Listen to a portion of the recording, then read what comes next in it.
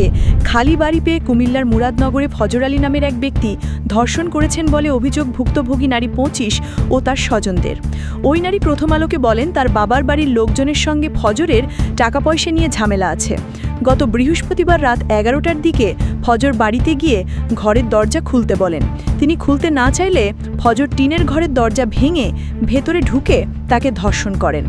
ভুক্তভোগী নারী প্রথম আলোকে বলেন, ধর্ষণের বিষয়টি টের পেয়ে আশপাশ থেকে লোকজন এসে ফজর আলীকে পেটাতে থাকেন। এই সময় তাকে বিবস্ত্র অবস্থায় মারধর করা হয়। পুলিশ যে ৪ জনকে গ্রেপ্তার করেছে তারাই তাকে মারধর করেছেন। তাদের লোকজনই সেই ভিডিও ছড়িয়ে দিয়েছেন। সনাতন ধর্মাবলম্বী ওই নারীর বাড়িতে গিয়ে কথা হয় তার ছোট ভাইয়ের সঙ্গে। তিনি প্রথম আলোকে বলেন, ৪,০০০ টাকা সুদের বিনিময়ে ১ মাসের জন্য তারা ফজর আলীর কাছ থেকে ৫০,০০০ টাকা ধার নেন। কয়েকদিন আগে ওই টাকা ফেরত দেওয়ার সময় ছিল, কিন্তু তারা টাকা পরিশোধ করতে পারেননি। ফজরের কাছে আরও কয়েকদিন সময় চান, কিন্তু তিনি তা না দিয়ে হুমকি দিতে থাকেন। বৃহস্পতিবার রাতে সেই টাকার সূত্র ধরে বাড়িতে এসে তার বোনকে ধর্ষণ করেন ফজর। ভুক্তভোগীর ভাই বলেন, ঘটনার সময় বাড়িতে তাদের মা বাবা ছিলেন না, তারা সাপ্তাহিক একটি ধর্মীয় অনুষ্ঠানে গিয়েছিলেন। তিনি ভাই নিজে পাশের উপজেলা তিতাসে ছিলেন, সেখানে রাজমিস্ত্রির কাজ করেন।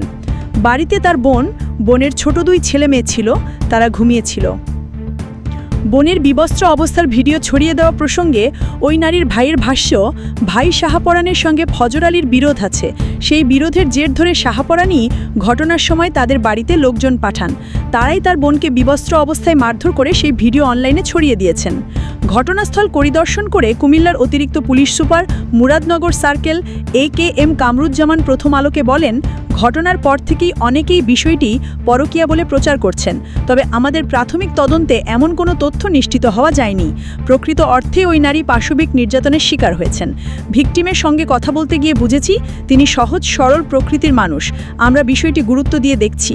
নির্যাতন ও ভিডিও ধারণের ঘটনায় আরও কেউ জড়িত আছেন কিনা সেটিও আমরা তদন্ত করে দেখছি। ওই নারীর একজন প্রতিবেশীর ভাষ্য, বৃহস্পতিবার রাতে ওই বাড়িতে অনেক শব্দ হচ্ছিল। তিনি ভয়ে দৌড়ে গিয়ে লোকজন ডেকে আনেন। লোকজন গিয়ে দেখেন দরজা ভাঙা, পরে তারা ওই নারীকে উদ্ধার করেন। এই সময় কিছু লোক ওই নারীকে মারধর এবং ওই অবস্থায় ভিডিও করেন। পরে যখন সবাই বুঝতে পারেন ওই নারীর উপর নির্যাতন চালানো হয়েছে, তখন সবাই ফজর আলীকে পেটাতে থাকেন। ২ মামলা ও গ্রেপ্তার ৫। ফজর আলীকে আসামি করে গত শুক্রবার মুরাদনগর থানায় ধর্ষণের অভিযোগে মামলা করেন ওই নারী। এছাড়া আজ রোববার তিনি পর্নোগ্রাফি নিয়ন্ত্রণ আইনে আরেকটি মামলা করেন। ওই মামলায় ৪ জনের নাম উল্লেখ ও অজ্ঞাত পরিচয় আরও ২০ থেকে ২৫ জনকে আসামি করা হয়েছে। মুরাদনগর থানার ভারপ্রাপ্ত কর্মকর্তা ওসি জাহিদুর রহমান প্রথম আলোকে এই তথ্য নিশ্চিত করেন। ওসি জানান, ফজর আলীকে আজ ভোর ৫টার দিকে ঢাকার সায়েদাবাদ এলাকা থেকে গ্রেপ্তার করা হয়েছে। ঘটনার সময় বেধড় পিটিয়ে তার হাত পা ভেঙে দেওয়া হয়েছে। তিনি এখন কুমিল্লা জেলা পুলিশ হাসপাতালে পুলিশ পাহারায় চিকিৎসাধীন। এছাড়া ভুক্তভোগীকে বিবস্ত্র অবস্থায় নির্যাতন করে ৫১ সেকেন্ডের ভিডিও সামাজিক যোগাযোগ মাধ্যমে ছড়িয়ে দেওয়ার ঘটনায় ৪ জনকে গ্রেপ্তার করা হয়েছে। এই ৪ জন হলেন মোহাম্মদ আলী ওরফে সুমন, রমজান আলী, মোহাম্মদ আরিফ ও মোহাম্মদ অনিক। তাদের আজ বিকেলে আদালতে পাঠানো হয়েছে। এর মধ্যে মোহাম্মদ আলী নিষিদ্ধ ঘোষিত ছাত্রলীগ ওয়ার্ড কমিটির সাবেক নেতা।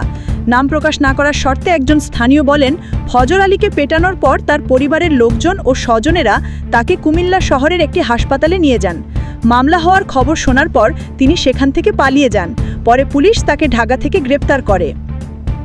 স্থানীয় ইউনিয়ন পরিষদের সাবেক সদস্য আব্দুর রব প্রথম আলোকে বলেন, ফজর আলী এলাকার চিহ্নিত মাদক কারবারি। তিনি এলাকায় জুয়ার আসর বসিয়ে অনেক পরিবারকে নিঃস্ব করেছেন। ১৫ বছর ধরে ফজর নিজেকে আওয়ামী লীগের নেতা পরিচয় দিতেন।